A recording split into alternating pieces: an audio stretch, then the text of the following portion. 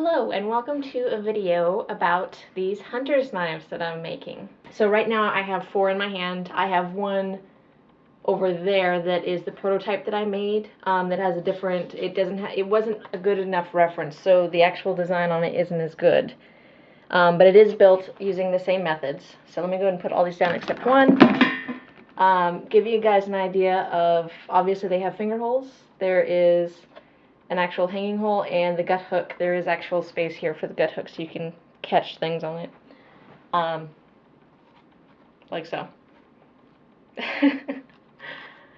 There is no edge on it. You cannot cut somebody with it unless you sharpened it, which I do not recommend, obviously, for prop reasons.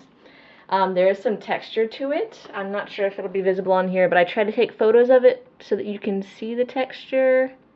It's kind of hard to see in here. One of the reasons I do that I don't smooth it all the way, is because I do not want it, if you happen to take it to a convention or take it out for whatever reason, I want it to be less likely to be misconstrued as an actual physical weapon made of metal. So obviously mine are made of foam and warbler. They're fairly light. They are flexible.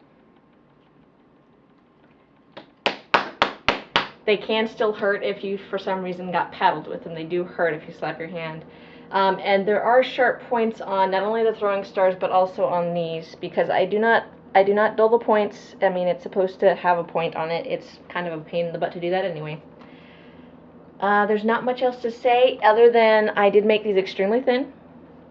Again, number one, to make sure that people don't misconstrue them as actual weapons, and number two, because that would take a lot more time to build. It would take a lot more materials, like a lot more foam. Obviously, I'd have to cut out about 3 times as much foam. I believe it would be 3 times thicker if I hold 3 of them together. You'd get an idea of how thick they're supposed to be via the game. Would be like that. So to save time and money for you guys and to make them a reasonable cost, I've just made them thin.